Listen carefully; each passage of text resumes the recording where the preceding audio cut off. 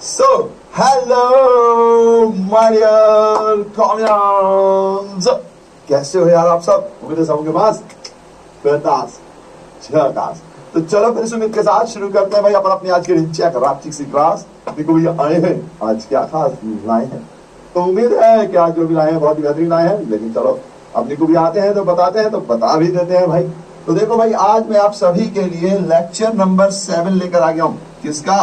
Accounting of partnership form, basic concept यानी आधारभूत concept के बारे में अपन समझेंगे। मगर उससे पहले जरा सब लोग हाजिरी लगा देंगे, बात तक जाए यार नहीं हो पाई कल, है ना, वरना कल अपनी क्लास थी। चलिए स्टार्ट करते हैं भैया जी। एक क्वेश्चन होमवर्क दिया था, आप लोग करके लाए हो। पूंजी पर ब्याज की गणना और अभ्यास प्रश्न पत्र हमने कर लिया था। देखो हमने हर टॉपिक को समझ लिया है।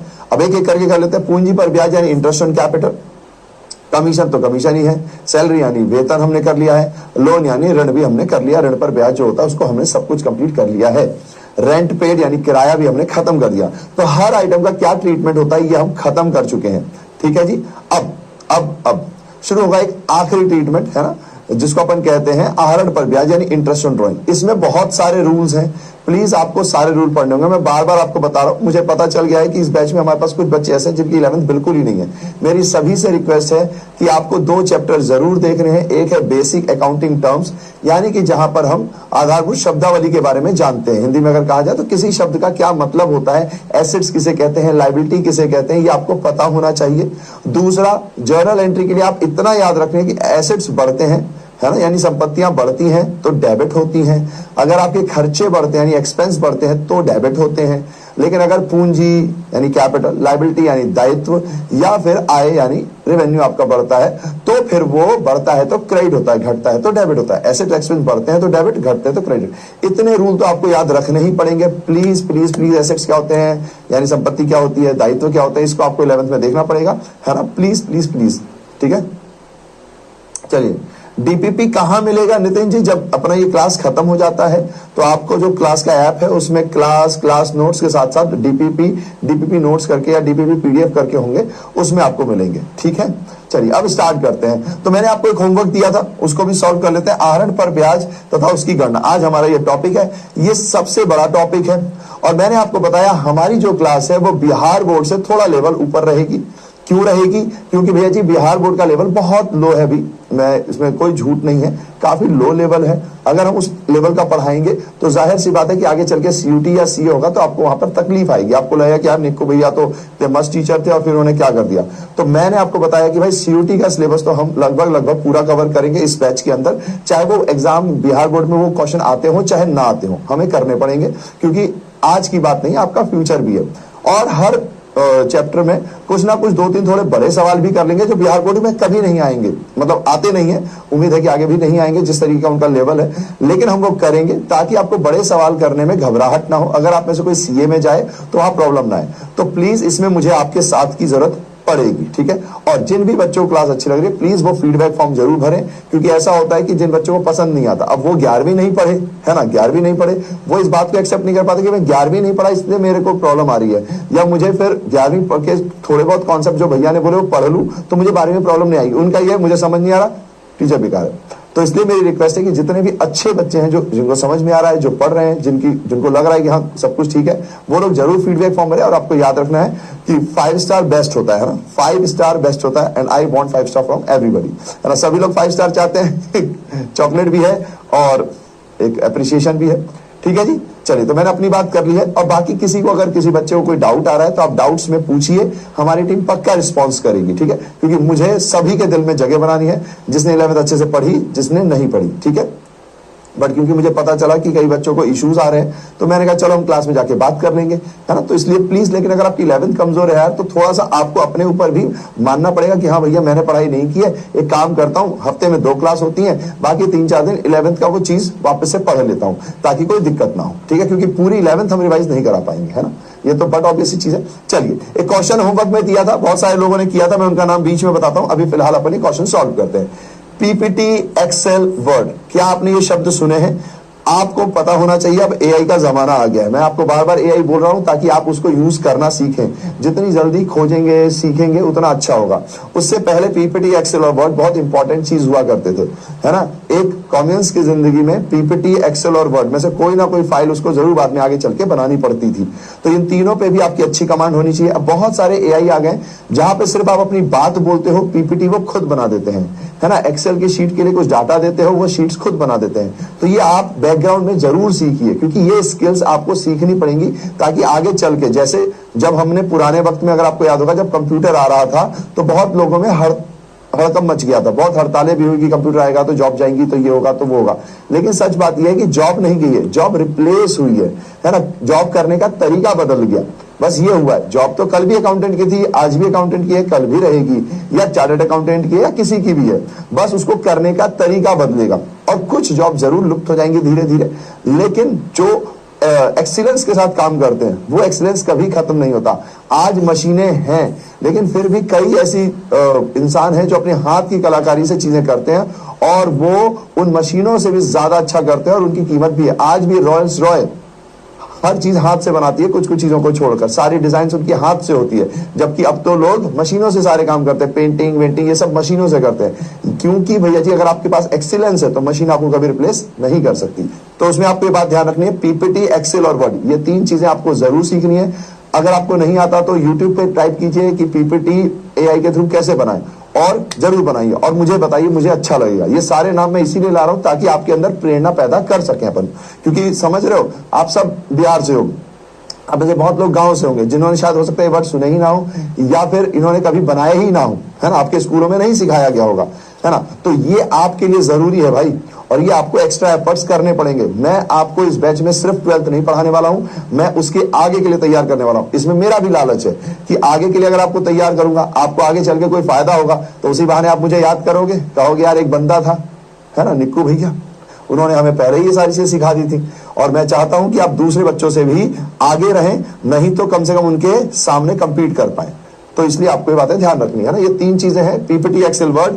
यूट्यूब पे जाइए, आज नहीं तो कल, कल नहीं तो परसों, परसों नहीं तो नरसों, कैसे एआई के थ्रू बनाया जा सकता है या कैसे बनाते हैं आपको ये पता होना चाहिए। अगर आपको नहीं आता तो आता है तो वेरी गुड। चलो भैया, तो ये तीनों यही बात अपने साथ लाए थे। और अब एक सवाल भी है, कैपिटल 1,80,000 और 60,000 है, यानी इनकी पूंजी है। मैं हिंदी में भी बोलता जा रहा हूं। एक्सेल ने कहा कि भाई मैं सैलरी लूंगा 1,000 रुपए पर मंथ, पीएम का मतलब होता है पर मंथ, तो भैया इसको 12 से मल्टीप्लाई करना पड़ेगा, तो ये हो जाएगा 12,000। ठीक है जी। अब जरा हिंदी में भी पढ़ लेते हैं। देखो, पीपीटी एक्सेल और वर्ड एक व्यवसाय में साझेदार है जिनकी पूंजी क्रमशः 1,80,000 और 60,000 है। साझेदारी विलेख निम्नलिखित प्रावधान है, यानी पार्टनरशिप डीड में कुछ चीजें बोली गई हैं। एक्सेल जो है 1,000 रुपए प्रति माह वेतन मिलेगा, यानी 12 से मल्टीप्लाई करोगे तो पूरे साल का होगा। फिर पूंजी पर 10% वर्ष की दर से ब्याज दिया जाएगा, यानी इंटरेस्ट ऑन कैपिटल है 10%। फिर वर्ड्स गेट कमीशन, वर्ड को कमीशन मिलेगा 4,000 रुपए। तो ये देखिए, ये 10% है, ये 1,000 रुपए प्रति माह है ना, प्रति माह है। 4,000 रुपए कमीशन है, तो ये 4,000 रुपए सीधा जाएगा। आहरण पर ब्याज पीपीटी को 500 रुपए, एक्सेल को 400 रुपए और वर्ड को 300 रुपए। आहरण पर ब्याज यानी profit and loss appropriation account में इस तरफ, है ना। यस सर, पाइथन भी, हाँ जी बिल्कुल बिल्कुल। अगर आप ये और लैंग्वेज सीख पाएंगे तो और अच्छा है ना। नाउ मतलब सीखने के लिए तो बहुत सारी चीजें हैं, लेकिन क्योंकि आप 12th में है तो मैं बेसिक बेसिक बता रहा हूं आपको। आप और चीजें सीखो तो और अच्छी बात है, वेरी वेरी गुड। अपने पीठ पे ऐसे थपथपाते रहो, पर सीखना भी है ना, ऐसा ना हो कि आप सिर्फ बोले। ठीक है, वेरी गुड। चलो, तो interest on drawing PPT Excel और वर्ड का दे दिया। Transfer to general reserve, general reserve में 3,000 रुपए ट्रांसफर करने हैं, हमने कहा ठीक है। अब एक ही बात बोलिए, profits divided into ratio of their capital, उनके कैपिटल रेशियो में डिवाइड करना है। पर भैया कैपिटल रेशियो तो कहीं दिया हुआ नहीं है, कहीं रेशियो नहीं दिया हुआ। तो इसमें बस एक छोटी सी बात थी कि कैपिटल रेशियो का मतलब होता है भैया जी जो इनकी कैपिटल है उस रेशियो में। अब कैपिटल तो भैया अमाउंट में है, रेशियो में तो है नहीं, तो क्या करें, तो इसको रेशियो में बदलोगे आप। रेशियो में बदलने के लिए क्या करना पड़ता है, इन तीनों को ऐसे नंबर से डिवाइड करो कि तीनों हर बार उस नंबर से डिवाइड हो जाए, और जब डिवाइड होने लायक ना रहे तो फिर वो आपका रेशियो है। तो अगर मैं देखूं तो देखो, ये 4 जीरो इससे कट जाएंगे, हाँ जी, ये 4 जीरो भी कट जाएंगे, ये 4 जीरो भी कट जाएंगे, कॉमन है, कट गया, हाँ जी। अब 10, 8 और 6 ये बचा। अब ऐसा कौन सा नंबर है जिससे ये दोनों कट सकते हैं, तो अगर अपन देखेंगे तो ये हो जाएगा 5, क्या हुआ, हाँ तो बुला रहा हूं, 5, 4 और 3। ठीक है जी। तो हमारा रेशियो क्या हो गया, 5, 4, 3, आ गया, बस सिंपल सा रेशियो हो गया। अब इसको आगे बढ़ा देते हैं, ठीक है जी। तो आहरण पर ब्याज ये देखो हिंदी में पीपीटी 500, 400, 300 है और सामान्य आरक्षित निधि में 3000 का हस्तांतरण किया जाएगा, यानी रिजर्व में भेजा जाएगा। लाभ में उनकी पूंजी का अंश अनुपात ये होगा और आपको बनाना है। बहुत प्यार से हौले हौले तरीके से बना देंगे अपन। देखो भैया जी, ये हमारा सवाल होगा, ये डेबिट ये क्रेडिट। सबसे पहले आपको इधर लिखना है बाय नेट प्रॉफिट, ठीक है जी, बाय नेट प्रॉफिट। अब यहां क्या करें भैया जी, तो नेट प्रॉफिट दिया हुआ था उसी को लिखना है।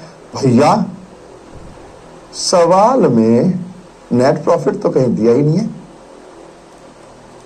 कुछ गलत हो गया, कुछ छूट गया।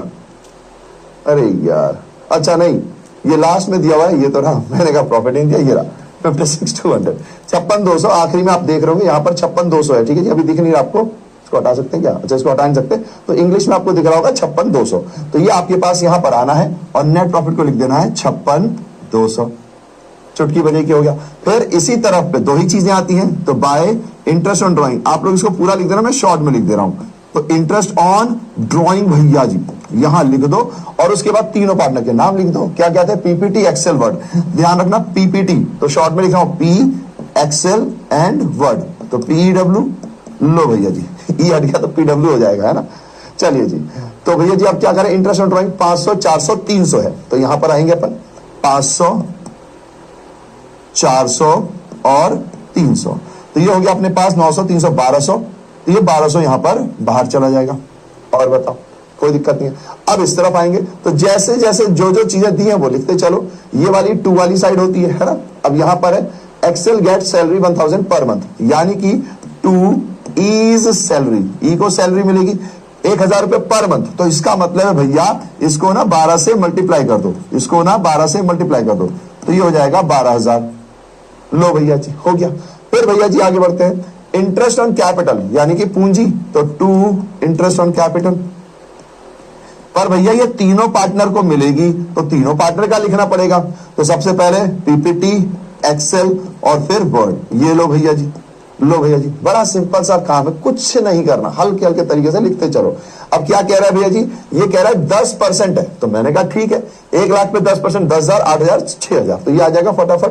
तो ये हो गया 10,000, ये हो गया 8,000 और ये हो गया 6,000। तो 10 और 8 18 और 6 24,000। तो ये लो भैया जी 24,000 हो गया। बताओ, काम खत्म। अब आगे बढ़ते हैं, तो ये हो गया, ये हो गया वर्ड्स। वर्ड्स गेट कमीशन 4,000, तो यहां पे कमीशन लिखोगे 2 डब्ल्यूज कमीशन, ठीक है। कितना रुपया है भैया जी? 4,000 है, तो भैया यहां पे 4,000 लिख दो, ठीक है भैया जी। अब आगे बढ़ते हैं, तो ये भी हो गया, आहरण पर पहले आ गया, ट्रांसफर टू रिजर्व्स भी है, तो मैंने कहा ठीक है जी। तो यहां पे 2 transfer to reserve, 2 transfer to reserve.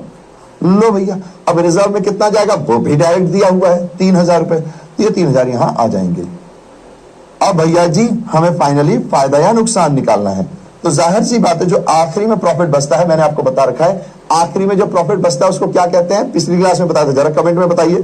थोड़ा वर्क करो भाई, जरा देखा जाए आप लोग पिछली क्लास को अच्छे से रिवाइज करके आए हो कि नहीं।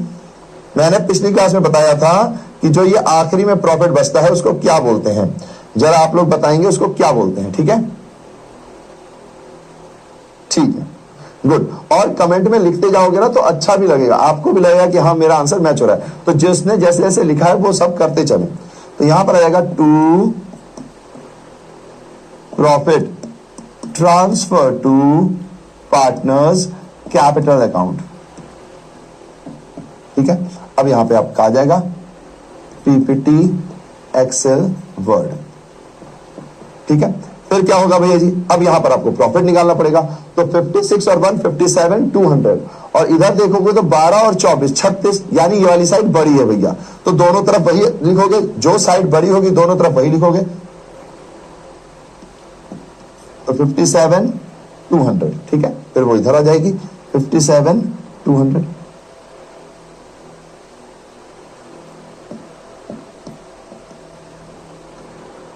ठीक है। अब आती है बारी यहां पर, अब आप देखोगे तो 12 और 24 36 और 4 40, 40 और 3 होते हैं 43।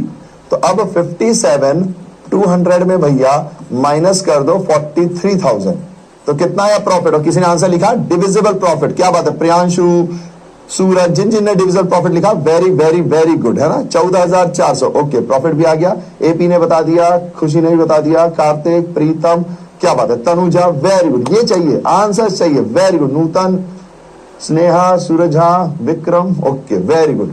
तो यानी कि भैया जी अगर आप यहां देखोगे तो 14,400 तो नहीं, 14,200 आ रहा है, 400 आ रहा है, 5 और 4 9 और 3 12 12, oops, okay my mistake my mistake, okay my mistake, वहां पे 56,200 है। चलिए भैया जी, तो ये आ गया 57,400, ये आ गया 57,400, बिल्कुल ठीक है, बिल्कुल ठीक है। अब पीडब्ल्यू को कर देते हैं भैया जी अपन। तो भैया जी टोटल आया हमारा 14,400, ठीक है। अब अगर भैया जी हमारा टोटल आ रहा है 14,400, तो अब आप भैया इसको एक काम करो, माइनस करके जो बचा है उसको रेशो में बांट दो, है ना। अच्छा, अगर भैया यहाँ कैपिटल रेशो नहीं दिया होता तो क्या करते, जरा कमेंट में बताइए। अगर यहाँ पर ये लाइन नहीं लिखी होती भैया, अगर ये वाली लाइन यहां नहीं लिखी होती तब हम क्या करते, कमेंट में जरा बता दो। हाँ जी 57,400 कर दिया, शायद पीछे चल रहा है आपका, ठीक है, कर दिया जी। अब यहां पर 14,400 को बांट देंगे, या रफ है ये, है ना। अब इसको भैया जी रेशो में बांटना है, तो रेशो मैंने अभी निकाला था 5 4 3 इक्वली, एपीजी ने बता दिया, ओके। तो 5:4:3/12, तो 12 से इसको काटोगे तो ये आ जाएगा 1200। तो 1200 इंटू 5, पहले पार्टनर का 5 का हिस्सा है, तो 1200 इंटू 5, तो इसको मिल जाएगा भैया 6,000। फिर 1200 इंटू 4, तो हो जाएगा भैया 4,800, मतलब 4,800, 800 कह रहा हूं मैं और ये हो जाएगा 3,600। लो भैया जी, लो कर लो बात, हो गई जी, हो गई, डन है। हाँ, प्रॉफिट इक्वल होता, बिल्कुल ठीक, बिल्कुल ठीक, बिल्कुल ठीक, वेरी गुड, ये हुई ना बात, मजा आ गया भाई। तो भैया अगर ये लाइन नहीं लिखी होती तो इसका मतलब प्रॉफिट नहीं दिया होता, और प्रॉफिट नहीं दिया होता तो हम उसको इक्वल मानते हैं, बिल्कुल सही। अब आप में से बहुत लोगों ने ये बता ही दिया कि भैया जी ये जो आखिरी में प्रॉफिट होता है ना, ये जो आखिरी में प्रॉफिट होता है ये डिविजिबल प्रॉफिट होता है ना। पर भैया डिविजिबल प्रॉफिट का मतलब क्या है, डिविजिबल प्रॉफिट का मतलब होता है वो प्रॉफिट जो पार्टनर्स में डिवाइड होगा, वो प्रॉफिट जो पार्टनर्स में डिवाइड होगा, सिंपल सा कॉन्सेप्ट है ना भैया जी, है ना, ठीक है। हाँ भैया जी बिल्कुल ठीक है, ठीक है जी।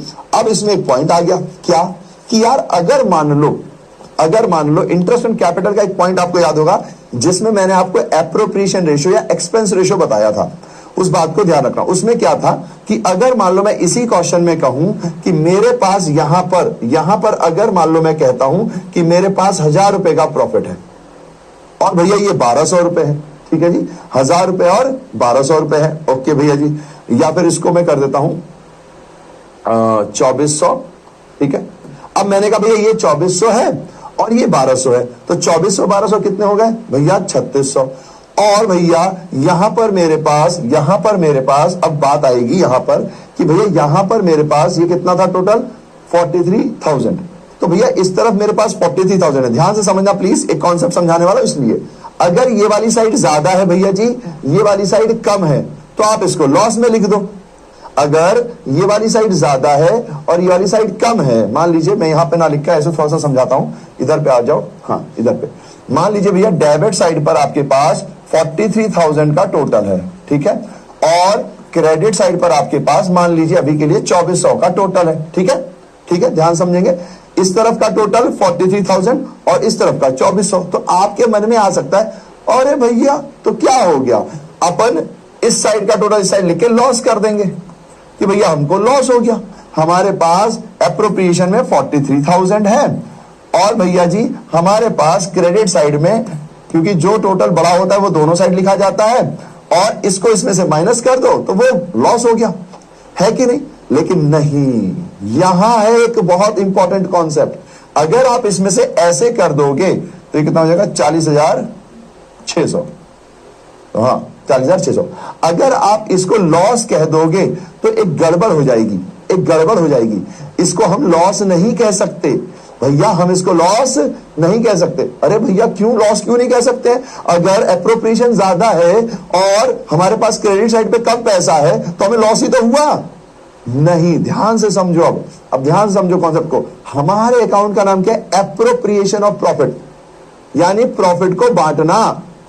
तो जब प्रॉफिट होगा तभी तो बांटोगे। क्या नाम है इस अकाउंट का? Profit and loss appropriation account. तो अगर प्रॉफिट है तो बांटोगे, जब प्रॉफिट है ही नहीं तो कहां से बांट दोगे?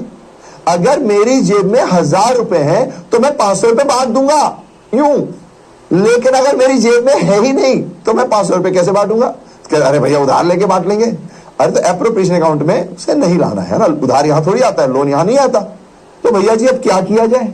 क्या किया जाए भैया जी कि मेरे पास तो अब इस साइड पे इतना दिख रहा है और मेरे पास मुनाफे के लिए 2400 रुपए है।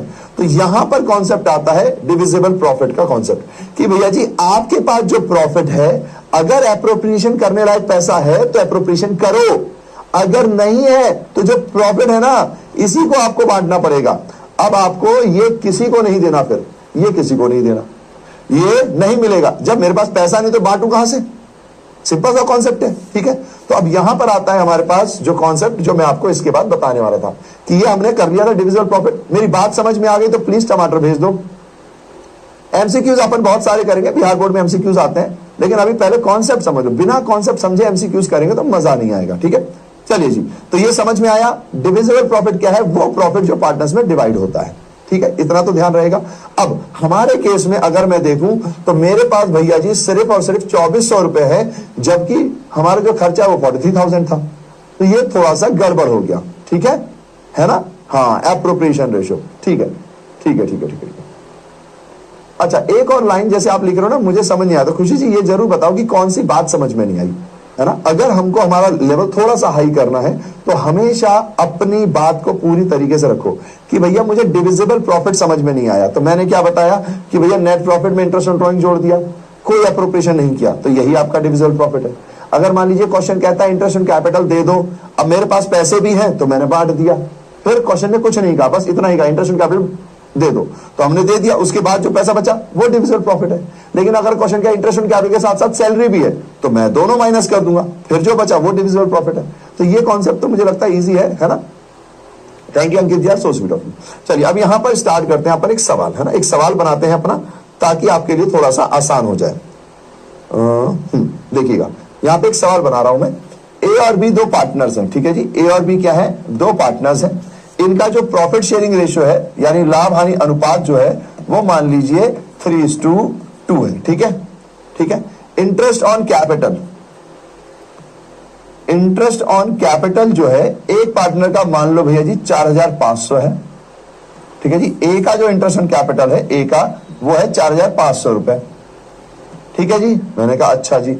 और बी जो है उसका है 2500 रुपए, ठीक है जी। ये इनकी क्या है? ये इनकी क्या है भैया जी? इंटरेस्ट ऑन कैपिटल है।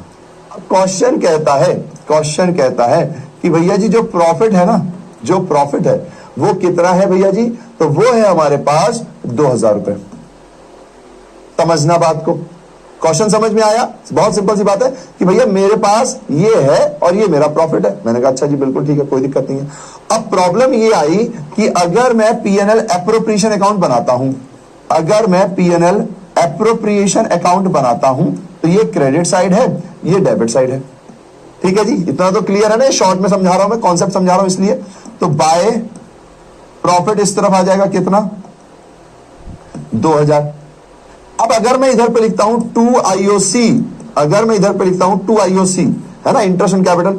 अब ए का है भैया जी 4500 और बी का है भैया जी 2500। अब इनका तो टोटल हो गया 7000, ठीक है जी। इनका टोटल कितना हो गया? 7000 हो गया भैया जी। अब आप कह सकते हो अरे भैया तो अगर ये ज्यादा है तो इधर पे 7000 लिख दो और इधर पे भी 7000 लिख दो। अब जो बचा उसे लॉस कह दो, है ना। आप ऐसा कह सकते हो कि भैया जो बचा उसे लॉस कह दो। हमें 5000 का, तो ए और बी में बांट दो, ठीक है जी। कितना? तो 3000 और 2000। कैसे आया? तो 5000 को आप इस रेशियो में बांटोगे तो आपको पता चल जाएगा, बड़ा सिंपल सा। पर ये गलत हो जाएगा। एप्रोप्रिएशन ऑफ रेशियो का मतलब है अगर आपके पास प्रॉफिट है तो इसको बांटो। एप्रोप्रिएशन मतलब बांटना, एप्रोप्रिएट करना। तो जिसका जो है वो उसको देना। लेकिन अगर मेरे पास प्रॉफिट ही कम है, अगर मेरे पास प्रॉफिट इतना सा है, मान लीजिए मेरे पास प्रॉफिट इस मोबाइल तक का है और मुझे जो बांटना है वो इतना बड़ा है, अब ये कैसे बटेगा, है ना, ये इतना सारा बांटना है और मेरे पास पैसे इतने से हैं, तो अगर मैं बांटता भी हूं तो भी कुछ लोग रह जाएंगे जिनको नहीं मिलेगा। तो इसका मतलब है कि भैया जी मैं इसको पूरा नहीं बांट सकता, तो क्या करूं भैया, लॉस रिकॉर्ड कर दूं। तो ये कॉन्सेप्ट है कि नहीं, ये आपका गलत हो जाएगा, ये आपका गलत हो जाएगा। अच्छा भैया जी तो क्या किया जाए, क्या किया जाए, तो अब ध्यान से देखना, अब ध्यान से देखना, अब ध्यान से देखना। हाँ, अरे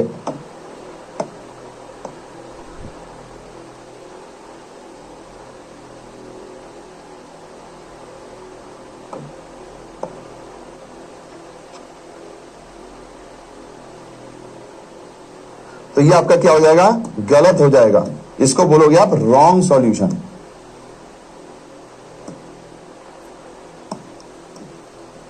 ठीक है जी, ये गलत सॉल्यूशन है। अब सॉल्यूशन कैसे करें, तो अब आपके पास 2000 रुपए है आपकी जेब में। अब ये 2000 रुपए बांटने हैं, लेकिन पार्टनर्स के पास 5000। अरे बिलियनियर जी ऐसी बात ना करें, 5000 कहां से आया, अरे 4500 और 2500 7000 हो गया, 7000 को आप इसमें से माइनस कर दोगे, सिंपल सा कॉन्सेप्ट है तो, है ना। ऐसा ना करें यार। अब मुझे उम्मीद है कि 11वीं 12वीं आपने डेबिट क्रेडिट सीखा होगा, इसका टोटल अगर ज्यादा बड़ा होगा इससे माइनस करोगे तो बैलेंस आएगा जो वो है अपने पास, है ना। चलिए अब इधर देखिएगा। अच्छा इसका ना थोड़ा सा अमाउंट बदल देता हूं मैं, नहीं तो ना दिक्कत हो सकती है। इसका अमाउंट कर देते हैं अपन, ऐसा कैसा करूं, कैसा करूं, कैसा करूं, प्रॉफिट का ना थोड़ा सा अमाउंट बदल देता हूं मैं, है ना, थोड़ा सा अमाउंट बदलता हूं, वरना क्या है कि फॉर्मूला ना पॉइंट में चला जाएगा और कॉन्सेप्ट हमें समझाना है, तो मैं चाहता नहीं हूं कि अभी मुझे कोई पॉइंट वाला चक्कर। तो मैं इसको कर देता हूं 28,000, ठीक है, 2800 कर देता हूं, ठीक है। मैं नहीं चाहता कि कोई पॉइंट का चक्कर पड़े, इसलिए मैं 2800 लिख दे रहा हूं, ठीक है जी। रीड 2800 5800, ठीक है। इसको आप बांटोगे, ये गलत हो जाएगा, ठीक है। चलिए जी, अब आ जाते हैं यहां पर। तो प्रॉफिट है मेरे पास 2800। चलो भैया जी, तो अगर मेरे पास भैया प्रॉफिट है 2800, तो मैं तो सिर्फ 2800 ही बांट सकता हूं, मैं ये नहीं बांट सकता, है ना, मैं ये नहीं बांट सकता। तो अब मैं ये बांटू कैसे, मैं इसे बांटू कैसे। तो अब आपने सोचा होगा कि प्रॉफिट भैया 2800 है, अगर आप इंटरेस्ट ऑन कैपिटल नहीं दे सकते तो आप एक काम करो भैया, प्रॉफिट के रेशियो में बांट दो, है ना। आपके मन में सवाल आ सकता है कि भैया प्रॉफिट के रेशियो में बांट दो, आपने तो सिखाया था भैया जो प्रॉफिट का रेशियो दिया हुआ हो या जो क्वेश्चन का है उसी में प्रॉफिट को बांट दो। तो भैया अगर आप इंटरेस्ट ऑन कैपिटल नहीं दे सकते तो प्रॉफिट जो है उसको प्रॉफिट रेशियो में बांट दो। नहीं, यहीं पर एक कॉन्सेप्ट है एप्रोप्रिएशन रेशियो। क्या कॉन्सेप्ट है, एप्रोप्रिएशन रेशियो, यानी कि आपको जिस पार्टनर को जो देना था, जिस पार्टनर को जो देना था उस रेशियो में आप बांटोगे, जिस पार्टनर को जो देना था उस रेशियो में। तो यानी कि मुझे रेशियो निकालनी पड़ेगी। अब किस पार्टनर को क्या मिलना था, तो भैया ए को मिलना था 4500 रुपए और बी को मिलना था भैया 2500 रुपया, है ना। कायदे से ए के 4500 बनते हैं, बी के 2500 बनते हैं। अब मेरे पास पैसे नहीं है तो इसलिए मैं इनको पूरा तो नहीं दे सकता, लेकिन जो प्रॉफिट है उसका हिस्सा तो दे ही सकता हूं, आखिर मिलना तो ए और बी को ही है ये प्रॉफिट। तो कैसे बांटू, क्या रेशियो में बांटू, पीएसआर में बांटू, नहीं, आपको जो उसको देना है उस रेशियो में बांटोगे। तो ये क्या हो जाएगा भैया, 2 0 से 2 0, इसको इससे काटेंगे तो ये 9 और ये 5, यानी कि 9:5, यानी कि भैया जी 9:5 में बांटोगे, और इसी को बोलते हैं एप्रोप्रिएशन रेशियो। कई लोग इसको बोल देते हैं एक्सपेंस रेशियो, क्योंकि जो हमारा एप्रोप्रिएशन है उसे एक्सपेंस भी कहते हैं। तो एप्रोप्रिएशन रेशियो या एक्सपेंस रेशियो और एक्सपेंस रेशियो, ठीक है। अच्छा, क्योंकि यहां पर एक ही सवाल है, इस सवाल में एक ही पॉइंट था इंटरेस्ट ऑन कैपिटल, तो कई किताबों में आप देख लोगे कि कैपिटल रेशियो में बांटो, कई किताबों में आप ये भी देख सकते हो कि कैपिटल रेशियो में बांटो, वो बात तब तक तो ठीक है जब तक कि सिर्फ इंटरेस्ट ऑन कैपिटल का पॉइंट है, लेकिन अगर इसी में सैलरी आ जाए तो, अगर इसी के अंदर कमीशन आ जाए तो फिर हम कैपिटल का रेशो नहीं मान सकते, वो गलत हो जाएगा। इसीलिए आप कॉन्सेप्ट याद रखना, एप्रोप्रिएशन रेशो या एक्सपेंस रेशो। मैं इसको एप्रोप्रिएशन रेशो क्यों कहता हूं, क्योंकि हम पीएनएल एप्रोप्रिएशन अकाउंट बना रहे हैं, तो इसलिए इसका नाम एप्रोप्रिएशन रेशो मुझे ज्यादा सही लगता है। ठीक है जी, ओके। तो ये आ गया। तो 9:5 में आपको 2800 को बांटना है। अब आप यहां लिखोगे 2A, यहां पे बांट सकते हो 2 प्रॉफिट करके, डिविजिबल प्रॉफिट जैसे बांटते हैं, तो 2 प्रॉफिट ए को और बी को। किस रेशो में भैया? 9:5। ये रॉन्ग हो जाएगा, 9:5 ये एप्रोप्रिएशन रेशो सही रहेगा। तो यानी कि आप बांटोगे तो 14 तो 2 तो 1800 और 1000, तो ये हो गया भैया जी 2800। तो ये 2800 यहां भी हो गया और ये 2800 यहां भी हो गया। टमाट गए तो टमाटर भेजे। ठीक है, 1800 1600 नहीं 2800 आएगा। ठीक है, हाँ 18,000, ठीक है, हो सकता है 6 गलती से हो गया। सब प्रॉफिट और नेट प्रॉफिट सेम ही होता है। अब प्रियांशु जी, अगर प्रॉफिट एंड लॉस अकाउंट के प्रॉफिट की बात करेंगे तो नॉर्मली वो प्रॉफिट नेट प्रॉफिट की ही बात कर रहा है। यहां पे डिविजिबल प्रॉफिट आता है ना। नॉर्मली जो प्रॉफिट होता है वो एक्चुअली नेट प्रॉफिट की तरह ही दिखाया जाता है, बट आपको क्वेश्चन पढ़ना पड़ेगा।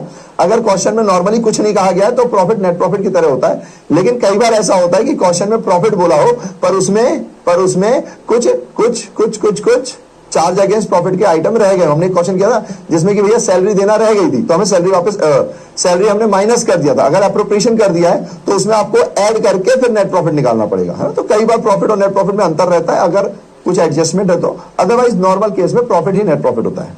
चलिए जी, टमाटर आ गए, अरे वाह, ये हुई ना बात। ठीक है जी, तो याद रखेंगे क्या भैया, ये एप्रोप्रिएशन रेशो है। ध्यान रखना, कई किताबों में आपको मिल सकता है कि ऐसे केस में हम इंटरेस्ट ऑन कैपिटल या कैपिटल रेशो में बांटते हैं। नहीं, कैपिटल रेशो सिर्फ तब तक ठीक है जब तक कि हमारे पास ए और बी का सिर्फ इंटरेस्ट की कैलकुलेशन बोली गई है।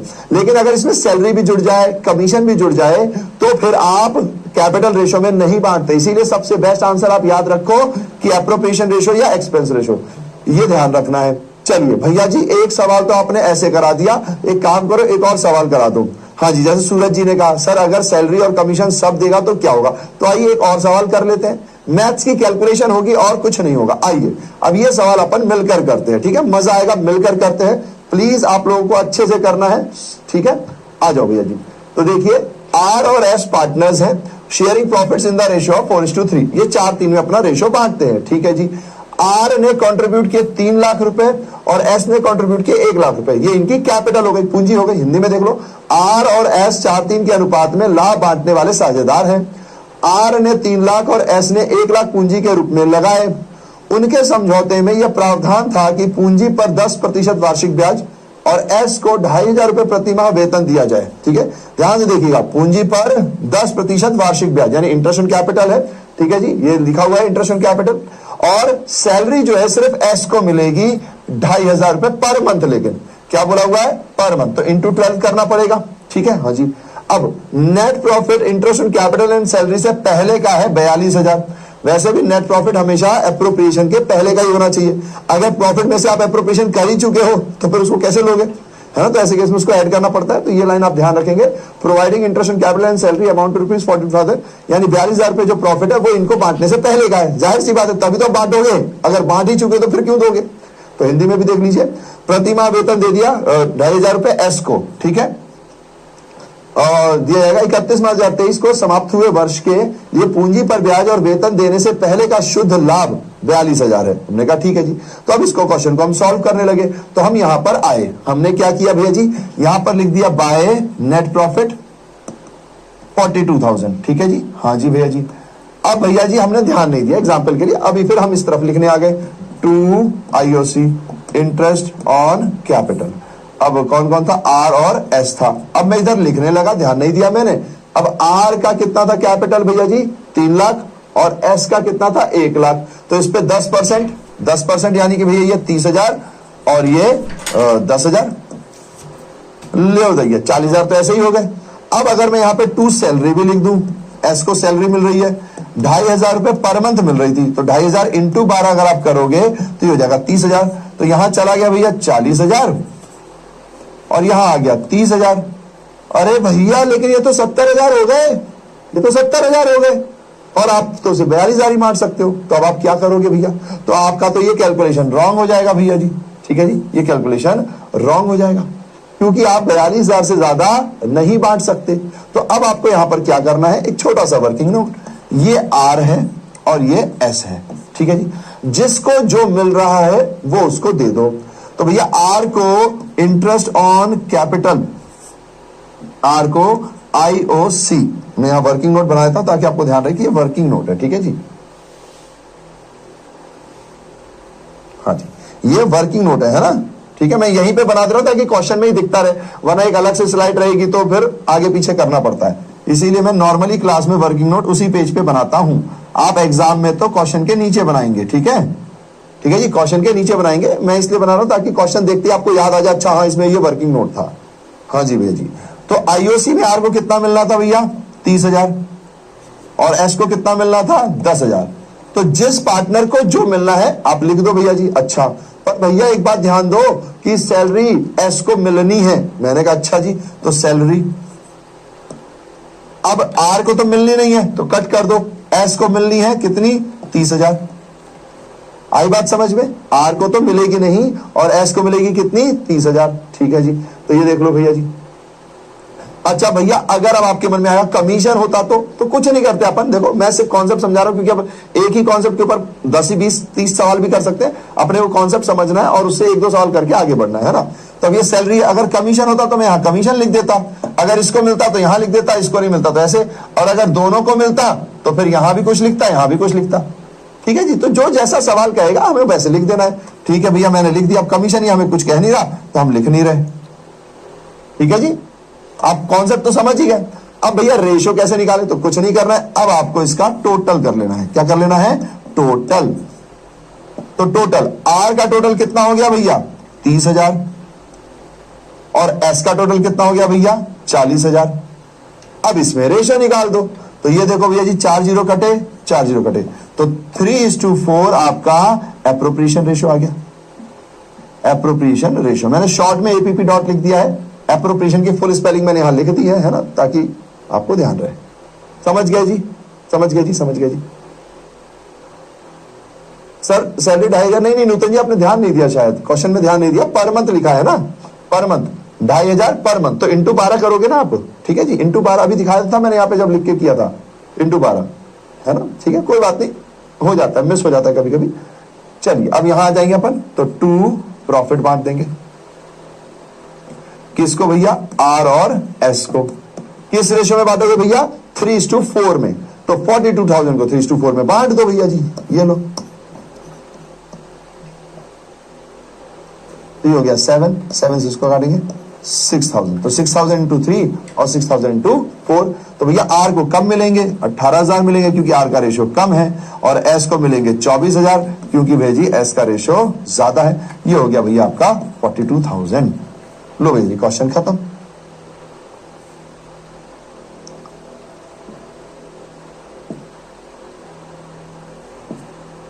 तो जरा मुस्कुराओ कि ये कॉन्सेप्ट कंप्लीट हो गया है।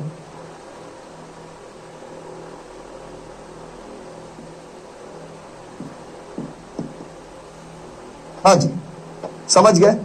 टमट गए तो टमाटर भेजो। सर सैलरी IOC नहीं देंगे क्या? राजभोज जी, नॉर्मली कैलकुलेशन में अपन ऐसे ही करते हैं। जब आपको CUT लेवल पे सवाल आएंगे वो भी इसी तरीके से आएंगे। कई किताबें इसको और कॉम्प्लेक्स करती हैं, वो भी किया जा सकता है, मैं आपको बता देता हूं। लेकिन क्या है भैया, वो कॉम्प्लेक्स हो जाएगा। फिर आप ये मत करना कि भैया मुझे समझ में नहीं आया, समझ में नहीं आया, समझ में नहीं आया, क्योंकि भैया हमें वैसा करने की जरूरत नहीं है। This is the perfect answer, इसमें आपको पूरे मार्क्स मिलेंगे, है ना। CBSE में भी हम ये ऐसे ही कराते हैं। बट हाँ, मैं बच्चों को नॉलेज के लिए बता देता हूं, पर फिर उस पर हम डिस्कशन नहीं करते। अब प्रॉब्लम यह है कि कोई चीज हमने ऐसे ही बता दी, कुछ बच्चे होंगे जिनको नहीं पल्ले पड़ेगा, वो फिर चालू हो जाएंगे। तो इसलिए मेरी एक छोटी सी रिक्वेस्ट है, मैं आपने क्योंकि सवाल पूछ लिया है तो मैं बता देता हूं कि अगर मान लो आपको चीजें बांटनी हो, है ना, अगर आपको चीजें बांटनी हो तो आप कैसे करोगे? ये देखो, ये 30 और 10 है। तो सबसे पहले अगर इंटरेस्ट ऑन कैपिटल आपको निकालना है तो इंटरेस्ट ऑन कैपिटल कैसे मिल रहा था भैया जी? 30,000 और 10,000। ठीक है, तो आप यहां पर क्या करते हो? रेशियो निकालते हो। क्या करते हो, रेशो निकालते हो। ठीक है जी। तो अगर आप देखोगे तो 30,000 और 10,000 था ये, है ना, और ये यहां पर 42,000 है। तो आप इसको इंटरेस्ट ऑन कैपिटल को 3:1 में बांट देते हो। किसमें बांटते हो, 3:1 में, और ये फिर अलग से मिलता है। बट क्या है कि फिर उसमें कॉम्प्लेक्स सिचुएशन आ जाती है, तो इसीलिए सिंपल सोबर जो सब कराया हुआ भी और अप्रूव्ड भी है, तो आप यहां पर सीधा 18-24 बांटते हो, है ना, वरना आईओसी की कैलकुलेशन अलग और सैलरी के लिए आप अलग करते हो। अब इसको करने के लिए क्या है कि ये आपने बांटा 18,000 और 24,000, ठीक है, तो आर को मिलेंगे 18,000, आर को क्या मिलेंगे 18,000, और एस को मिलेंगे 24,000। ये तो कंफर्म हो गया, है ना, ये तो कंफर्म हो गया फाइनल रेशो निकालकर। अब ध्यान से देखो, आर का क्या था, आर का सिर्फ आईओसी था, आर का क्या था, सिर्फ आईओसी था ना, ये देखो आर को सिर्फ आईओसी ही मिलना था और तो कुछ नहीं मिलना था, यानी आर का जो ये 18,000 रुपए है ये क्या है, आईओसी ही तो है, और एस को क्या मिलना था, आईओसी प्लस सैलरी। तो अगर भैया जी मैं एस की बात करूं 24,000, तो एस को जो 24,000 मिल रहे हैं इसमें कुछ पोर्शन आईओसी का है, कुछ पोर्शन सैलरी का है। वो पोर्शन क्या है, तो ये देख लो भैया जी, आईओसी और सैलरी, तो 10K और 30K, तो 0 से 0 काट दो, K से K घट गया, 1:3। तो यानी कि आर को जो पैसा मिल रहा है वो उसमें आईओसी का पोर्शन 1 है और सैलरी का पोर्शन 3 है। तो बस अब इस 24,000 को आप बांट दो इंटू 1:3, ये हो जाएगा 4 से काटेंगे 6,000। तो आर के केस में जो आईओसी है वो 6,000 रुपए मिलेगी, और आयर के केस में जो सैलरी है वो कितना हो गया, 18,000 मिलेगी। ठीक है जी। तो आप ऐसे भी कर सकते हो कि इंटरेस्ट ऑन कैपिटल आर नहीं एस, सॉरी मैंने दोनों में ही आर लिख दिया क्या, ओके सॉरी, ये भैया जी एस हो जाएगा, है ना, ठीक है, ये एस है। तो एस के केस में आईओसी के 6,000 और सैलरी के 18,000, ठीक है। बट फिर क्या होगा कि आप कंफ्यूज हो जाओगे, हैं भैया ये क्या कर दिया, आईओसी अलग अलग क्यों कर रहे हो, अभी तो आपने बोला था ऐसा नहीं करना वैसा नहीं करना। तो बेस्ट है भैया, ये है आपके पास सॉल्यूशन, और यही आपको लिख के भी आना है। आपको मार्क्स पूरे मिलेंगे अगर बिहार बोर्ड में ऐसा प्रैक्टिकल सवाल आए तो। बट ये मोस्टली कॉन्सेप्ट सीयूटी के लिए करा रहा हूं मैं आपको, बिहार बोर्ड में मुश्किल ये है कि एप्रोप्रिएशन और इससे रिलेटेड सवाल अभी आए हैं ना, अभी बिहार बोर्ड में ये सब चीजें आती नहीं है। बट क्योंकि ये है तो मैं नहीं चाहता कि आप कल को अगर आगे बढ़ो और कोई आपसे पूछे, हाँ भाई तेरे 12वीं के टीचर ने एप्रोप्रिएशन रेशियो पढ़ाया था क्या, बिहार बोर्ड वाला है तू, सुना भी है इसको, तो आप उसको बता तो पाओ कि हाँ भैया सब सुना हुआ है। हाँ नहीं तो ज्यादा बकवास नहीं करना, समझ गए जी। चले आगे। एसएन जी, अब आप कह रहे हो 5,000 020 होता तो आप उस हिसाब से रेशो बना लो, रेशो बनाना है आपको। आप यहां पर वो लिखो, यहां पर ये लिखो, टोटलिंग करो और लास्ट में जो रेशो बनेगा उस रेशो में आपको बांटना है। चलिए जी, अब चलते हैं हमारे बहुत इंपॉर्टेंट टॉपिक पे जो कि है इंटरेस्ट ऑन ड्रॉइंग। इसका हिंदी में रूपांतरण है आहरण पर ब्याज। सबसे इंपॉर्टेंट और सबसे बड़ा टॉपिक है ये, क्योंकि इसमें से रूल्स बहुत है इसके अंदर। तो आपको सबसे पहले सारे रूल्स लिखने पड़ेंगे, ठीक है जी। तो सबसे पहले सारे रूल्स लिखने हैं, है ना। तो सबसे पहले रूल्स लिखना चालू करो। हिंदी में इसको बोलेंगे नियम, आहरण पर ब्याज है रूल्स। इसमें से कुछ रूल्स तो आपको पता है। अब जो होने वाला है, जो हम पढ़ने वाले हैं, सबका ध्यान होना चाहिए, ठीक है। तो फिर सर प्रॉफिट नहीं मिला किसी को, राजपूत जी कैसी बात करो, ऐसे मत करो। प्रॉफिट मिला है, आपने कहा कि उसमें से प्रॉफिट में से कौन सा हिस्सा किसका है एक बार आप बता दो, तो मैंने वो निकाल दिया आपको, ठीक है। देखो, मेरे को आईओसी के रूप में पैसे मिले या मुझे प्रॉफिट के रूप में पैसे मिले, पैसे मेरे थे, मुझे मिल गए, बात खत्म। ये तो आपने बोला कि भैया अगर इसको हम एप्रोप्रिएशन में इसके नाम के हिसाब से कर दें तो क्या होगा, तो मैंने आपको बता दिया वो कैलकुलेशन। यहाँ यही प्रॉब्लम है कि बच्चा वैसे करेगा और इसमें फिर क्या होता है, सवाल पूछेगा, और ना ये एग्जाम में आना है, ना इस तरीके से आप एग्जाम में करने की जरूरत है। तो जब किसी चीज की जरूरत नहीं है, अब एक्स्ट्रा एक्सप्लेनेशन देने में यही घाटा हो जाता है कि ना वो एग्जाम में आना है ना उसकी जरूरत है। पर बच्चे ने पूछ लिया, मैंने सोचा कि यार चलो क्यूरियोसिटी माइंड है, क्योंकि अलग अलग बच्चा है, हम सिर्फ उसके हिसाब से क्यों सोचे जो एग्जाम पर्पस के हिसाब से जिसका दिमाग चल रहा है उसके हिसाब से भी सॉल्व कराए। अब वो करा दो तो बाकी लोग फंस जाते हैं। तो इसलिए आप बस इतना याद रखो, मैंने ये बताया कि प्रॉफिट के रूप में अगर बांटोगे तो आर को 18 और एस को 24 मिलेंगे। अगर आप आईओसी के रूप में बांटोगे तो आर को 18 मिलेंगे, पहले भी 18 अब भी 18, फर्क क्या पड़ता है, नाम ही तो बदल रहा है, ठीक है। मोहन से 10,000 रुपए मिलने थे, मोहन ने कहा चार सोहन 10,000 रुपए निको भैया को दिया, तो मुझे सोहन ने 10,000 रुपए दे दिए, पर मिले तो मुझे 10,000, चाहे मोहन देता चाहे मोहन ने सोहन से बुलवा के दे दिए, ठीक है। तो वही पॉइंट है कि चाहे प्रॉफिट का नाम चाहे आईओसी का नाम हो।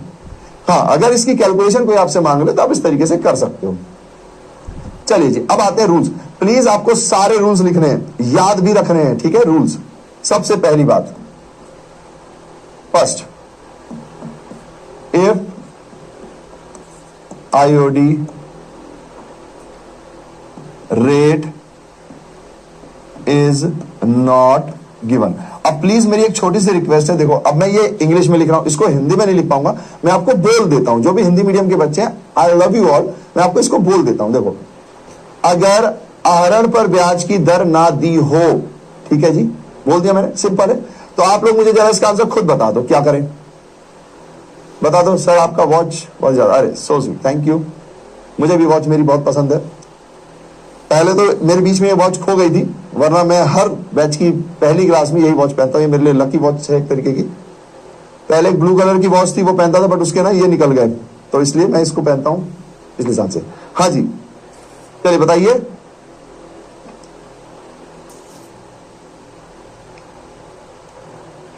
राजपूत सत्याग्रही जी, देखो ऐसे नौटंकी मत करो, है ना, छेड़छाड़ी नहीं करनी है, मैंने आपको समझा दिया। अब अगर आप छेड़छाड़ करोगे तो इसका मतलब आप पढ़ने नहीं बैठे हो, आप मौज लेने बैठे हो, फिर मुझे ब्लॉक करवाना पड़ेगा, है ना। नहीं, ऐसे नहीं करेंगे अपन, है ना। प्रीतम जी यार डबल हो जाएगा ना, फिर आपको एक काम करना है। अब या तो फिर आप बोलो कि मैं पूरे साल सिर्फ यही बैच पढ़ाता रहूं, है ना। समझो बात को, कुछ चीजें आपको भी एडजस्ट करनी पड़ेंगी यार, आई एम रियली सॉरी। हाँ, अब जो आंसर मांगा वो क्या बात है यार, ये मजा आया मुझे। मोहन जी वेरी गुड, तनुजा जी वेरी गुड, एपी जी वेरी गुड। नहीं सफगुदा जी नहीं, 6 मंथ वाला अलग कॉन्सेप्ट है, मैं बताता हूं अभी। एकलव्य जी रॉन्ग हो गए, गलत हो गया, चलिए ठीक है। डाउट, आपको डाउट टीम सॉल्व कर देगी, नहीं देंगे ड्राइंग्स, बिल्कुल। हमेशा ध्यान रखिए, देखो हमने पढ़ा है, अगर गिवन ना हो तो दो ही काम होंगे, एक अगर लाभ हानि अनुपात नहीं दिया तो बराबर होगा, ठीक है, यानी प्रॉफिट शेयरिंग रेशियो नहीं दिया तो इक्वल होगा। और अगर लोन पार्टनर ने दिया था और उस पर ब्याज का रेट तय नहीं हुआ तो उस पर 6% पर एनम मिल जाएगा। इसके अलावा बाकी कुछ नहीं देंगे। आहरण पर ब्याज नहीं देंगे, कैपिटल पर ब्याज, पूंजी पर ब्याज नहीं देंगे, आहरण मतलब ड्राइंग्स, तो इन दोनों पर ये चीजें नहीं देंगे। सैलरी देंगे क्या? नहीं देंगे। कमीशन देंगे क्या? नहीं देंगे। अगर कुछ नहीं बोला तो कुछ नहीं देंगे, ठीक है।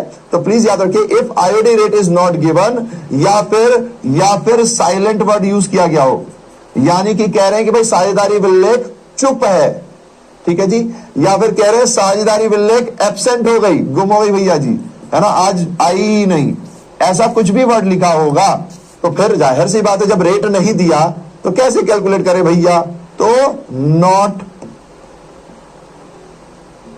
चार्ज। अब भैया जी ये नॉट चार्ज लिखने का क्या मतलब है?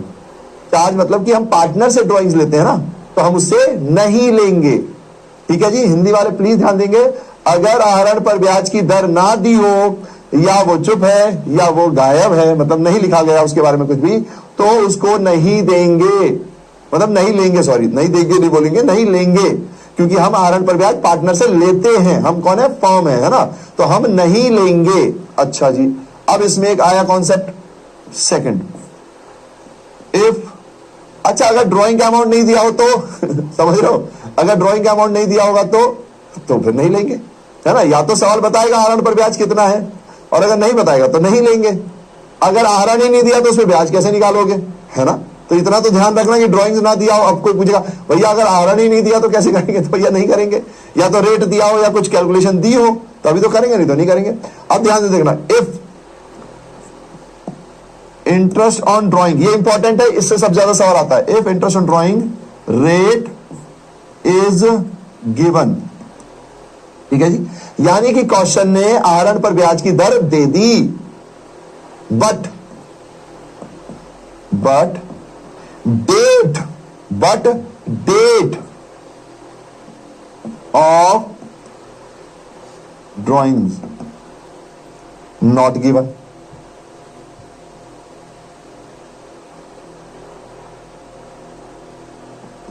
अब ध्यान से समझना भैया जी, क्वेश्चन कह रहा है कि भाई मैं तुमको रेट तो दे देता हूं, ठीक है जी, किस दर पर ब्याज लगेगी मैं आपको दे देता हूं, बट कब आहरण किया था ये नहीं बताऊंगा। मैं तुमको ये बता देता हूं कि 40,000 रुपए का हमने आहरण किया, ड्राइंग्स किया, और मैं बता देता हूं कि 6% है ब्याज, अब लगा लो। तो इस केस में बहुत इंपॉर्टेंट पॉइंट याद रखना, 6 मंथ, या इसको बोलते हैं एवरेज पीरियड। क्या बोलते हैं? Average period. आई बात समझ में? आई बात? बिल्कुल, अब सही समझ गए। परसेंट नहीं, नहीं नहीं नूतन जी, परसेंट नहीं, 6% नहीं, 6 मंथ लेंगे, परसेंट नहीं। परसेंट तो सवाल ने जो दिया होगा वो, एग्जाम्पल के लिए क्वेश्चन कर लेता हूं, है ना, उदाहरण, एग्जाम्पल के लिए क्वेश्चन आपको बता देता हूं। आपको लिखा है एक ही ड्राइंग्स है 40,000 रुपए, ठीक है जी। जो ड्राइंग्स है एक ही वो है 40,000 रुपए, और बी की जो ड्राइंग्स है वो 30,000 रुपए है, ठीक है। अब यहां रेट, अब क्योंकि आप लोग 6% में बार बार कंफ्यूज हो रहे हो, तो मैं यहां रेट ना 7% लिख देता हूं, हमारा 6 लिखूंगा तो आप और कंफ्यूज हो जाओगे। रेट लिखा हुआ है 7% पर एनम, वर्ड ध्यान देना, देखो क्या लिखा है, 7% पर एनम लिखा हुआ है, 7% पर एनम, ठीक है जी। अच्छा, यहां वो भी लिख लेता हूं मैं, रेट जो गिवन है ना,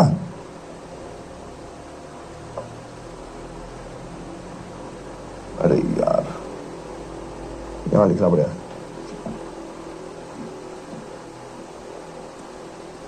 इसको पूरा लिख देता हूं, पर एनम।